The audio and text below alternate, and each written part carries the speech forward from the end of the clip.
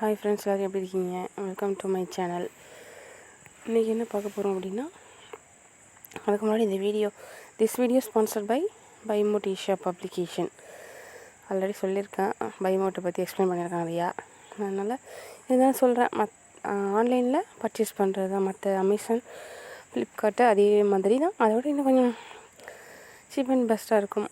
நம்ம நினைக்கிற டயத்தில் கொஞ்சம் ஃபாஸ்ட்டாக டெலிவரி பண்ணிடுவாங்க. ப்ராடக்ட் நல்லா குவாலிட்டியாக இருக்கும். ஓகேவா?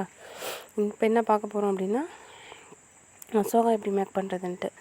அதுக்கு தேவையான இன்க்ரீடியன்ஸ் என்னென்ன அப்படின்னா, கோதுமை மாவு, பாசிப்பருப்பு, இந்த கலர் ஃபுட் கலர் இருக்குல்ல அந்த கலரு, சுகரு, ஓகே, நெய், திராட்சை முந்திரி. ஓகேவா? ஒரு கப் கோதுமை மாவு எடுத்துக்கணும். நமக்கு தேவையான அளவு கோதுமை மாவு எடுத்துக்கணும். அப்புறம் பாசிப்பருப்பையும் முதல் நாள் நைட்டே ஊற வச்சுட்டு, நம்ம எப்போ செய்ய போகிறோமோ அதுக்கு ஒரு 2 hours முன்னாடி ஊற வச்சுட்டா போதும். ஊற வச்சுட்டு நல்லா குக்கரில் கொலையை வேக வச்சு எடுத்துக்கணும். அப்புறம் பாசிப்பருப்பை ஒரு பேனில் பாசிப்பருப்பு எடுத்து வச்சுக்கிறோமா, அந்த பாசிப்பருப்பு எடுத்து வச்சுக்கிறோம். ஒரு பேனை வச்சு அதை ஹீட் பண்ணி அதில் கோதுமை மாவை போட்டு மிக்ஸ் பண்ணணும். ஏன்னா அந்த பச்சை ஸ்மெல் போகிறதுக்காக கோதுமை மாவை எம்டியான பேனில் ஃப்ரை பண்ணணும். அதுக்கப்புறம் நல்லா கொஞ்சம் ஃப்ரை ஆனதுக்கப்புறம் என்ன ஆயில் போடணும் அப்படின்னா, நம்மளுக்கு எந்த ஆயில் பிடிக்குதோ அதை போட்டுக்கலாம். கோல்டு வின்னரு இந்த நிறையா வெரைட்டிஸாக இருக்குது, நிறையா ஆயில்ஸ் அதை போட்டுக்கலாம். நான் என்ன போட்டிருக்கேன் அப்படின்னா, நம்ம செக்கில் ஆட்டினா கடலை எண்ணெய் அதை போட்டு அந்த மாவு நல்லா கொஞ்சம் லைட்டாக பச்சை வாடை போனதுக்கப்புறம் அந்த மாவை ஆயில் ஆட் பண்ணி அந்த மாவை நல்லா இது பண்ணுறேன்.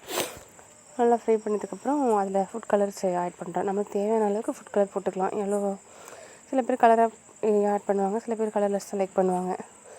அதுக்கப்புறம் அதை கொஞ்சம் இது வந்ததுக்கப்புறம் சுகர் போட்டுட்டு நல்லா மிக்ஸ் பண்ணணும். மிக்ஸ் பண்ணிவிட்டு இன்னொரு இதில் கீயை போட்டு அதில் லைட்டாக ஹீட் பண்ணிவிட்டு திராட்சை முந்திரி அது ரெண்டையும் நெய்லேயும் நல்லா பொரிச்சு எடுத்து ஆல்ரெடி வச்சுருக்கோம்ல அந்த இன்னொரு பேனில் அந்த இது அசோகா அதில் ஆட் பண்ணணும். அதில் ஆட் பண்ணோம் அப்படின்னா நல்லா டேஸ்டி செமையாக இருக்கும். நம்ம நெய் இன்னும் வேணாலும் ஆட் பண்ணிக்கலாம். ஓகே, நம்ம டேஸ்ட்டுக்கு தகுந்தாப்பில் நெய் ஆட் பண்ணிக்கலாம், இல்லை ஆயிலோடு விடுறதுனாலும் விடலாம். தேவையான அளவுக்கு சுகரும் ஆட் பண்ணிக்கணும். நான் 1 கப்பு கோதுமை மாவு 1.5 கப்பு சுகர் ஆட் பண்ணியிருக்கேன். நீங்கள் சுகர் இன்னும் நிறைய லைக் பண்ணிங்க அப்படின்னா ஒரு 2 கப் கூட ஆட் பண்ணிக்கலாம்.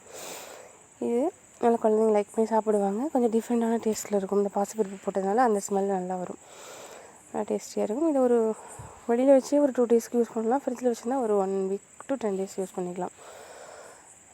திடீர்னு நம்ம வீட்டுக்கு ஒரு கெஸ்ட்டு வராங்க அப்படின்னா அவங்களுக்கு எடுத்து சர்வ் பண்ணலாம். ஸ்வீட் வாங்குறதுக்கு வேறு எங்கேயும் போக தேவையில்லை. ஓகே ஃப்ரெண்ட்ஸ், தேங்க்யூ ஃபார் வாட்சிங் மை சேனல்.